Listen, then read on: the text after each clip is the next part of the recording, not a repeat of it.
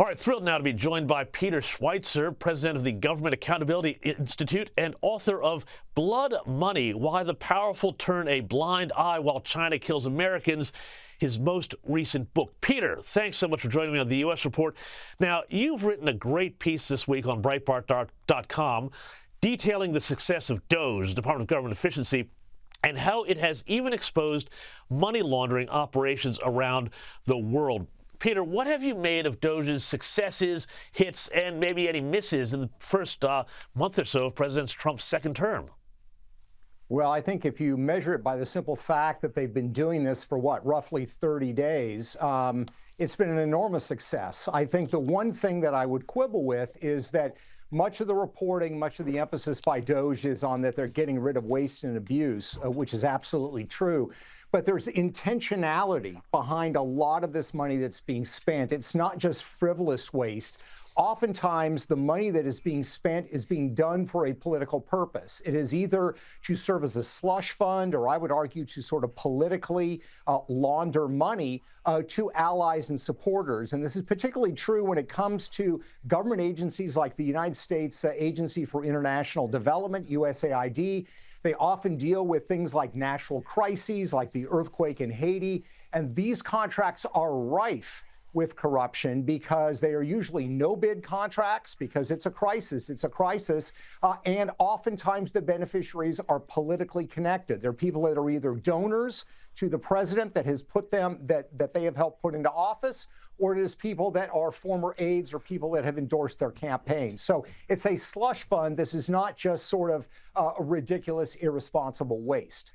Well, yeah, and Peter, we hear stories about, billions of dollars going in aid to various countries like Haiti, but very little of that actually getting through and winding up on the ground. So clearly, that money is going somewhere, but also some of this USAID money, it seems to have been used to do things, and they use sort of euphemisms like strengthen democracy and things like that, but which is really about funding opposition groups and trying to create political conditions that are favorable to not necessarily the U.S., but to a certain outlook that's very prominent within Washington around a very certain type of kind of restrictive liberalism.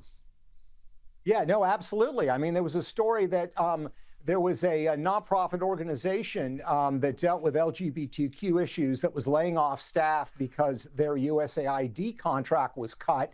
The group was based in London. As far as I know, London does not mean developmental aid. So it shows how far this has gone from its original mission. And it also shows the sort of political nature of a lot of this. I think a lot of Americans don't mind if you're trying to help people in poverty-stricken areas of the world develop and grow economically. But USAID has morphed far from that. It's also associated with a lot of political activities. The Haitian earthquake, for example. Hillary Clinton, as the Secretary of State, was in charge of reconstruction after that horrific event.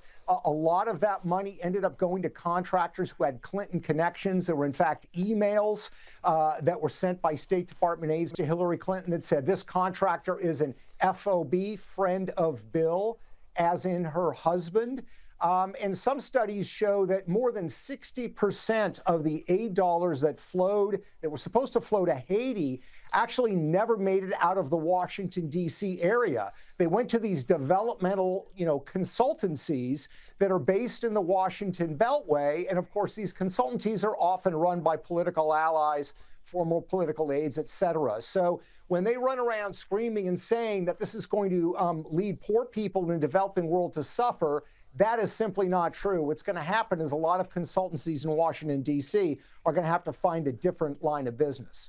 Well, that's a really fascinating thing, and I'm glad you talked about that because, you talk about draining the swamp, and that's one thing, but you're really talking about draining the money out of the swamp. And my feeling is that that this administration has worked out that USAID is the way that they have been enriching the political class in Washington. You even had a little bit of an exchange with Elon Musk on X, I think, this week about this. Tell us about it.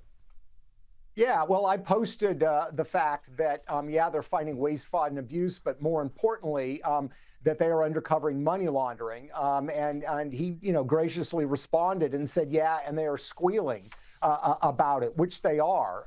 And one of the cases we talked about USAID, I would go to the Environmental Protection Agency, which, Lee Zeldin, the new director, believes he's going to be able to cut 65% of the budget.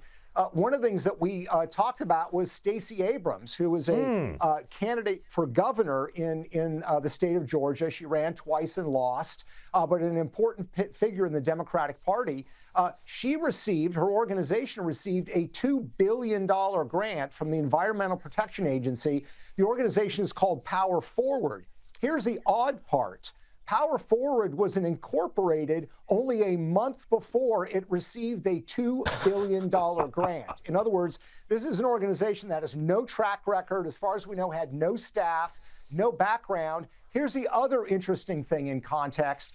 When you look at the timing of that $2 billion grant, it came shortly after Stacey Abrams came out very vigorously in supporting Joe Biden in 2024 continuing to be on the campaign trail. There was a lot of pushback among Democrats saying he's too old, he needs to make room. Stacey Abrams came out forcefully in his favor. Within 30 days, her organization received approval for this $2 billion grant. And the other board of directors on this organization and the senior staff are all Democrats. They either worked in the Biden administration or on the campaign. So it's an example of how these slush funds operate. It's not helping the environment. It's helping feather the nests of political operatives.